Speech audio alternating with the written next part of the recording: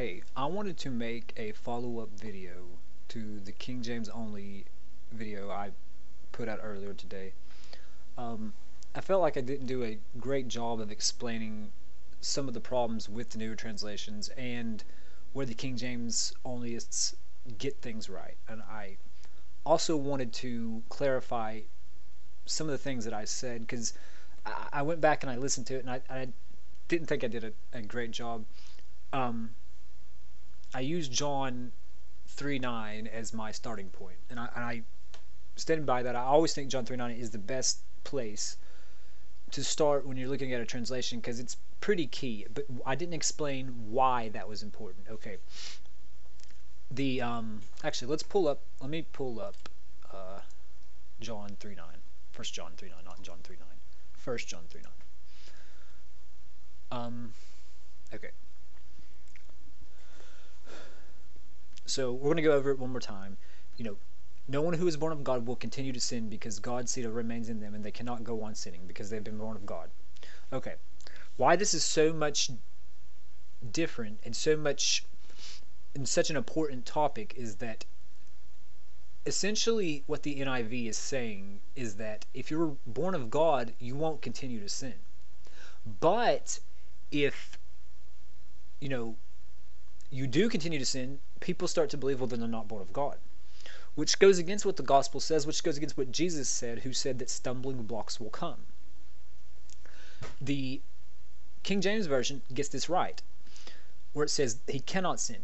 For one, it's just missing the point of what John was trying to say about how you cannot sin in the Spirit because you're born of God, because his seed remains in you, his Spirit remains in you. But it also leads you completely down the wrong path into thinking that you aren't saved because you continue to sin. Maybe you're struggling in some sort of a habit, it could be anything, and you can't get rid of it.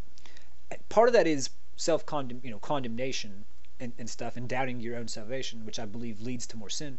Focusing on your sin, which leads to more sin. You can see that in my other videos. How I truly believe that's the issue there.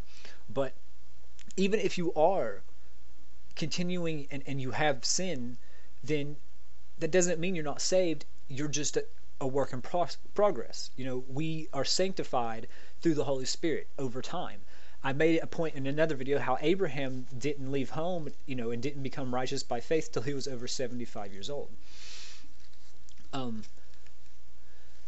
The NIV with this right here has really I remember reading this in the first time in the NIV, and this really made me question my own salvation, which it actually goes back in the NIV and then contradicts what John says earlier, because John says if anyone says he's without sin, the truth is not in him. So if besides it making itself contradict, the Bible, besides it contradicting itself, it leads into this whole condemnation and questioning of your own salvation, which isn't faith. I didn't feel like I did a good job explaining why this is so important and why this verse means so much to me and why I use this to decide what Bible version I'm going to study with, pray with, use in my everyday life. I do go along and read other Bible versions, and I do read the New International Version sometimes because I think it's a nice sounding translation. Like, it reads great. It reads better than the King James because, of course, it's in modern English, but that doesn't mean anything if it's going to destroy your walk. And if that's what you're reading and you don't know these other, if you don't know what it actually says, then it can lead you into a numerous amount of works-based cults, lordship, salvation, and all these, different areas that don't rely upon Christ alone but rely upon you. And it destroys people's walk, destroys their assurance of salvation. That being said, a lot of cults do use the King James Version because of the old language. Sometimes it's hard to understand, so when something's harder to understand, you can pervert it more. Many cults, the Mormons, the Black Hebrew Israelites, there's a bunch of different little sects and cults that use the King James Version. It's not a knock on the King James Version. It's just they do that because sometimes it's harder to read and people, I don't know, they can look into it. I don't know. There's a lot of people who are attracted to the King James Version that are in cults. I know that.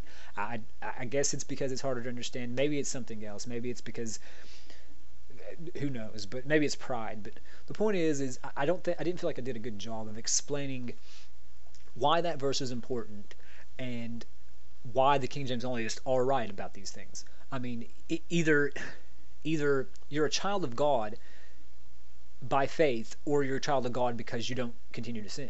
And essentially what they've done is made the doctrine, well, if you continue to sin, then you're not born of God. But if you do, quit sinning, then you're born of God. And that shouldn't be what we're focused on to determine if we're saved. Like, we have verses that tell us that if you believe, you're saved. And we will see, anyone who is being sanctified will eventually see fruit. But that fruit isn't always there immediately. And it isn't always just the dropping off of sins. You could have fruit right now that was just doing a good work for someone. And you could still be, addicted to cigarettes. You could still be, addicted to lust and do a good work. It doesn't mean that as soon as you get saved, all these things stop, or that they have to stop before you die. We know that this isn't accurate because Peter struggled with sin. Peter had to be rebuked by Paul for not eating with the Gentiles. We know that the thief on the cross never even had time to quit sinning. I mean, I guess he wasn't sinning on the cross, but he never had time to do any good works. So I feel like that a lot of these newer translations are I don't know if they mean to, but they slip in this lordship salvation, this salvation plus work, faith plus works. It's actually a Catholic doctrine. It's been around forever. It's nothing new, but it's been slipping into the Protestant, sects and into Protestant Bibles, and it's really something of old. It's what the Catholics have said for years, and a lot of these newer translations seem to support it. And this is why when you see a lot of these churches who are like trying to unify with the Catholic Church again, they've compromised on this big issue of works or faith, so they don't have that much not in common with the Catholic Church. I mean, you might as well join the Catholic Church if you're not, if you don't believe in faith alone. That's all I really have to say about this. I just hope that the other video came out clear and you could understand it. And I'm not trying to bash the King James Version. I'm trying to point out where they're right and why it's really, really important. And how you have people like James White who will defend other translations, but he's got into the Calvinism still kind of, it's double speak where they don't believe in works, they do, but you have to have the works to prove that you're saved, even though it's not the works that prove we're saved, it's the love in our heart that gives us evidence. Like, we know, works aren't there to prove that we're saved. They're there for confirmation to others that we are, but they're not there for us. What is for us is if we believe. So if you believe in your heart, you know you're saved. The works are just there to prove to others that what you say is true. That your faith is real, and they're not there to prove anything about you to yourself. Like, if you're questioning yourself and your own salvation, then you're not believing and taking it by faith. And that's what you need to do. I've not gone over every translation, but the ones I listed, which were the Holman Christian Standard, I've not read the Christian Standard too much, but I think it's about the same. There's some changes, but I'll go with just the Holman Christian Standard. So the Holman Christian Standard, the New King James, the King James, and the New American Standard are the ones that I've found to be the most reliable. And I don't like the way the new Revised Standard Version reads, but it has seemed to be more reliable. I think there's the New English Translation and the Revised English Bible have also done a pretty good job at keeping the meaning, the actual meaning of the Greek. So those are 7 translations right there. I would recommend over a lot of these translations, like the English Standard Version, the New International Version, the New Living Translation, the Amplified for sure. Um, I don't know if I'm forgetting anything. I don't want to upset anyone by bashing their translation. I know a lot of people support the English Standard Version, and you can get saved. The key is you can be saved by any, using any translation, because it's not the translation that saves you. But there are translations that have been changed that do have problems, and the King James Onlyists have a point to that.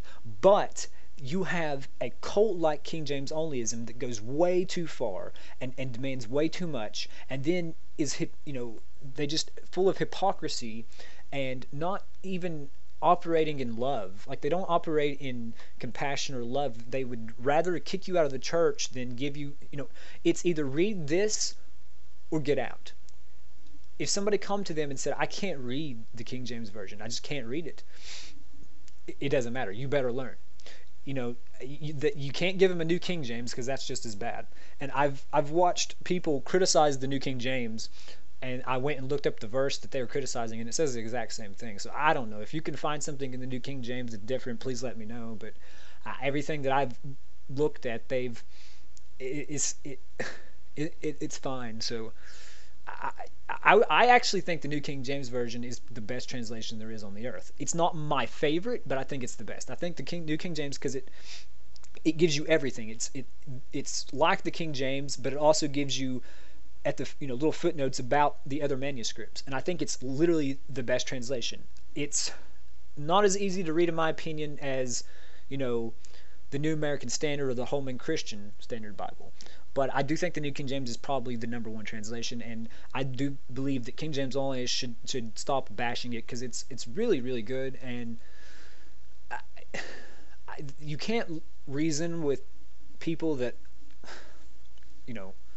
are on emotion, and I want to appeal to those who are King James onlyists, who love the King James, because I'm actually getting a King James Bible pretty soon. I've got some, but I newer one that is, some of the ones I got, they're not in the best shape, but I'm getting one soon, and I want to appeal to the King James onlyists who aren't out of the idea that love is more important. Because it's just like Jesus when he was talking to the people, and he said, would you give your son a snake if he asked for a fish? Would you give him a stone if he asked for bread?